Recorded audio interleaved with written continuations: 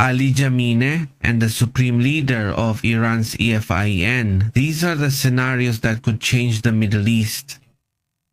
Who is Ali Khamenei and the Ayatollah? What is his origin, his power? What are the current crises they are experiencing and their possible outcomes? What is the role of the sun? A sun who is increasingly active in internal politics and has more power. How is it going to affect things? And really, how much power does the so-called supreme leader currently have? Let's go into the details of what's happening over there in Iran. First, we need to understand what the origin is. Above all, getting to know these kind of people also helps us understand why things are the way they are right now over there in Iran. Ali Khamenei was born on April 19th, 1939. It was the year the Second World War began, and he was just being born. He has been the supreme leader of Iran since June, but already since 1989, he is the highest political and religious authority in the country. Just imagine. That's 36 years of leading an entire country, and it's not just political leadership, but also religious leadership. Lately, his relevance has returned because of the 12-day war between the United States and Israel against Iran. When he was starting out in politics, 10 years before becoming the leader. Keep in mind, he started in 1979 at 40 years old. He decides to become an activist, let's say. He had already been involved for some time, but in 79 is when he started to be known as an activist. In that year, he is arrested, he is studious, he is religious, he survives several arrests. Was he ever injured? Look, he was 40 years old and his leadership was just beginning to emerge. Suddenly, it's impressive to see this. A lot of people right now who are around 40 think they've already done a lot in their lives, and he was just starting to become what he would be known for all over the world. At the time, he was seen as a kind of revolutionary. He was seen as someone who opposed the Shah. Though he had been active for a while, it wasn't until he reached 79 that he started to become more well-known after being involved in activism since his 40s.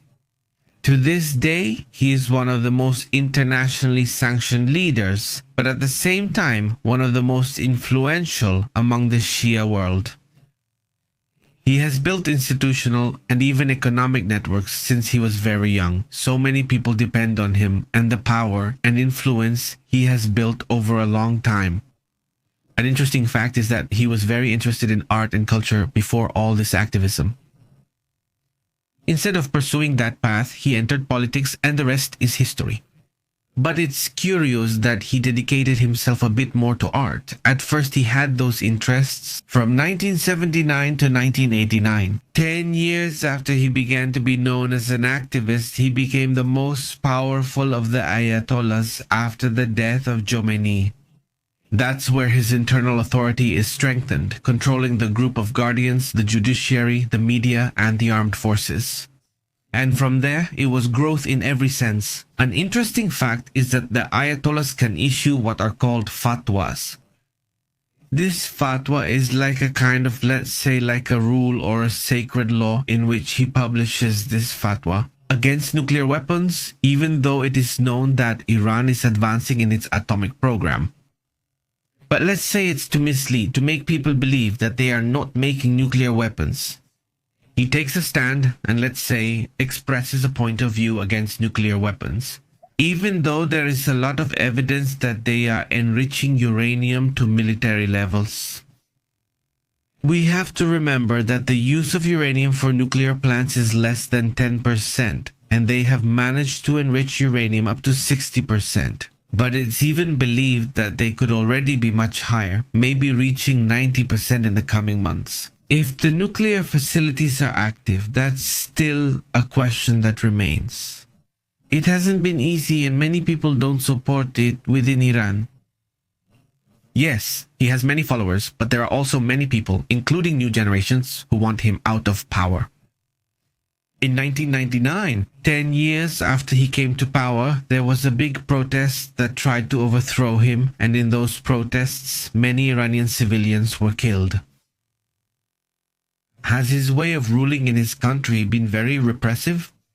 In 2009, 2017, 2018, 2019, and 2020, there have been protests. For example, the last one of the biggest, was a wave of protests after the death of Masha Amini, a young woman who wasn't wearing the traditional clothing properly, like covering her face and all that. And they beat her. The police, who are called the morality police, beat her so badly that she lost her life. Unfortunately, this happens. And then the protests start. So what happens during the protests? Well, a lot of people also lose their lives during the protests. From that point on, the morality police had to take a back seat. And they have less power now. There's social discontent on that issue. Even so, excessive conservatism continues in Iran. The latest escalation happened on October 7, 2023 inside Gaza, where a terrorist group called Hamas conducted multiple attacks within Israel, which from there a conflict arose that we are now seeing on a very large scale. Many believe that he was the one who gave the order to attack. For what?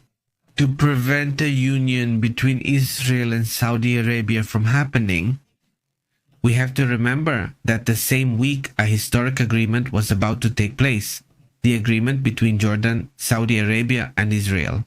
That would have united the Middle East, turning it into one of the most potentially wealthy regions in the world. Imagine Saudi Arabia, Jordan, and Israel here sending gas and oil pipelines through the Mediterranean Sea. Where to? Well, to Europe, right? It was said to be incredible and bring significant prosperity to the area. But coincidentally, that same week is when the October 7th attack happened. Many people know that Iran, has these wars through different militias inside Iraq, militias inside Yemen, also Hamas and Hezbollah in Lebanon, in this area, operate in favor of the Ayatollah. What does the Ayatollah do? Does he send money? Does he send training? Does he send weapons? And all of that is thanks to the fact that they have a large amount of oil reserves, which are specifically located on these islands that have a significant amount of oil. We can see it there, here. A large part of the wealth goes to Ali Khamenei, to the Iranian government, but also to those militias that operate around for Iranian purposes. What would happen if the supreme leader was no longer here, if he lost his life? What would happen to Iran? What would happen to the Ayatollah regime? You always have to remember that whenever there is a power vacuum, it gets filled immediately. He has already appointed 3 potential Ayatollahs, although everyone knows that the Ayatollah will probably be his own son. To throw people off, they think they've given 3 names, but in reality, those aren't going to be the Ayatollahs. Who knows? Time will tell. He's not the only Ayatollah, but he leads them, and his likely successor is his own son. This whole conflict with Hamas started to create a domino effect, which led to the Yemenis, the Houthis in Yemen, getting involved. The pro-Iran militias in Iraq. Something that is happening more and more. It's not that they are weakened, but they do operate less. Because there are also United States bases here, and many times those militias also have other interests, not necessarily the same as those of the IRGC. And so, in some way, have they felt betrayed by the pro-supreme leader Iraqis or pro-Iranians? The Iraqis who are in this area have hardly operated. For example, when Israel was flying its military planes to bomb the nuclear facilities in Iran. These groups, these militias that have the power to shoot at planes, didn't fire a single shot. They let Israel's planes pass without any problem. And then after the attacks, there were also just a few drones that they launched toward United States bases. But they never claimed responsibility, so there was doubt about who had fired them, probably them, but it was never really known. These militias have been largely inactive lately. Hezbollah, based in Lebanon, is significantly weakened and has stated they will not get involved in the matter. So it's also seen as a kind of betrayal, at least for now. The only ones still firing are the Houthis who are operating in this area, but at a very low level. Doesn't that make them not a very dangerous force? In the recent 12-day war between Iran and Israel, one of the strategies Israel used was to target the leaders. The most important, the highest-ranking military commanders that Iran had. So suddenly, the supreme leader is left without all his leaders, with whom he could maintain control among them. That's where Saint Salami and other high-ranking military commanders lost their lives. So in just a few days, he was left alone. That's why it's known that now he mainly lives in a bunker, thinking that at any moment they could also try to eliminate him. The ones who defend him. Those who believe in him see him as a guardian of national independence, a kind of shield for the Shiites against the United States, against Israel, and against other groups, also Muslim. They call him a defender, but critics call him a repressor. The dissidents, those who have left Iran to live in other countries, those who live as refugees, have experienced everything, executions, torture, everything. Let's just say he has been a very harsh figure against his own people. Those who don't agree with him, it's rumored that his end is coming soon. That's why I'm making this special about this character. There are several theories. One that could internally be invalidated, since those closest have lost their lives and new leadership is coming in. They could push him aside and leave him as a religious figure, but he is no longer operating. The regime could be faltering. Among some strange curious facts is that he is not an Ayatollah Marja, which would be the highest religious authority. His influence is more political, although also religious, but it doesn't reach the level of Ayatollah Marja. He hasn't been given that level. He studied poetry, he studied music. When he was young, everyone thought he would lean toward culture and art, but suddenly he took a turn and became radicalized. His son's name is Mojtaba Khamenei. He was born in 1969 when he was 50 years old. And they claim he could have a central role. He was 30 years old. Actually, he was 30 years old when his son was born, and he could be his successor. Exiled prince, heir to the Shah named Reza Pahlavi. The exiled prince, heir to the Shah named Reza Pahlavi, warns that Iran is on the verge of collapse. He believes there could be a democratic path for Iran and that the fall of the supreme leader could happen at any moment. What are the possible scenarios that are being considered? Look, the supreme leader is 86 years old right now.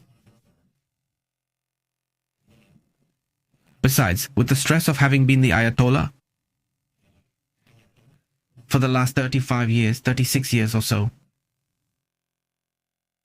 according to the reports, it could just be a matter of waiting, and at some point, well, he could end up losing his life. Age is also an important factor now. There are Ayatollahs there who are 90-something years old, so they can also be long-lived. Israel and the United States do not rule out the possibility of actions against Khamenei. Netanyahu claims that eliminating him could be the end of the conflict. Donald Trump himself claimed to know where he was when he was supposedly in a bunker. He said he wasn't going to shoot him for now, but wanted to reach an agreement. The blow that could be generated if he were to be attacked would be double. And why?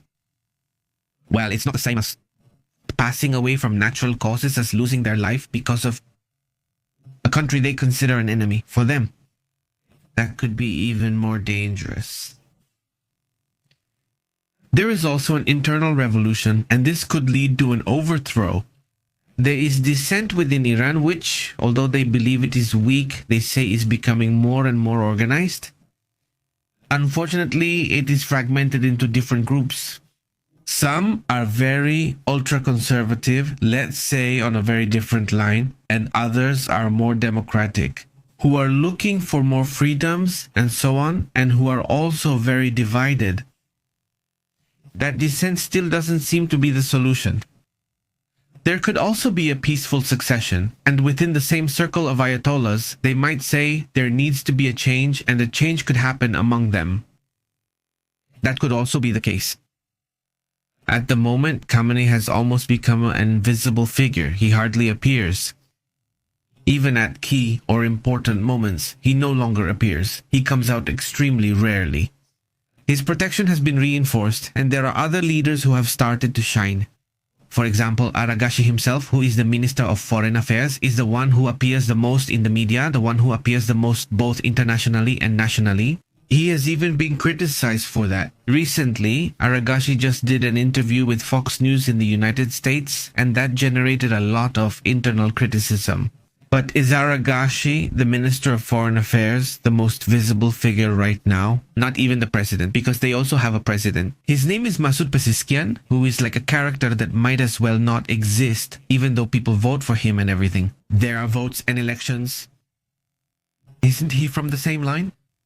As the supreme leader, he's more open, less ultra-conservative, but, well, he also has little power. Things haven't gone well for the supreme leader in recent years. The previous president of Iran lost his life, along with several important ministers. Even an Ayatollah lost his life in a helicopter crash, which generated a lot of suspicion about how this accident really happened, right? But anyway, the thing is that he has recently been involved in many problems that haven't allowed him to operate as he would like. What is true is that they operate in a way where they are constantly reminding everyone that they want to destroy the West, including the United States, Europe, and Israel. They carry a narrative of violence, of destruction, of making the other disappear. They even constantly say they do not recognize Israel as a country and even talk about wanting to exterminate.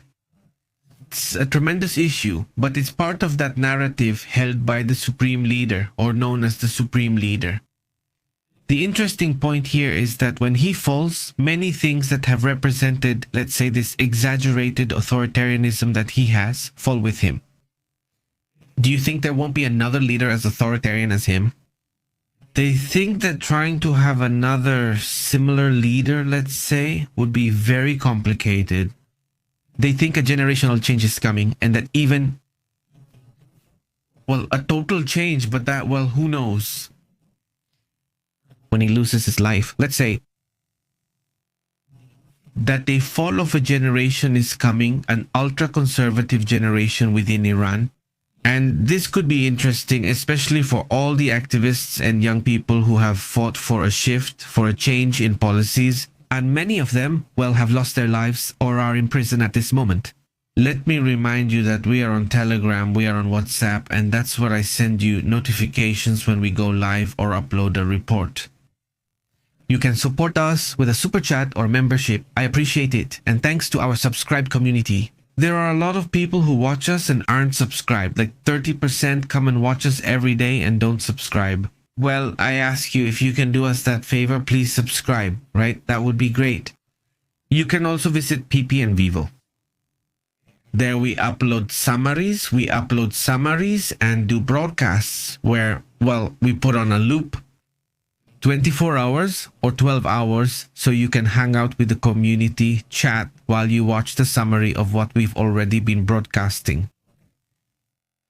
The thing is, I'm leaving you a poll here, a question. How do you think Ali Khamenei's term will end? A natural end and a smooth succession?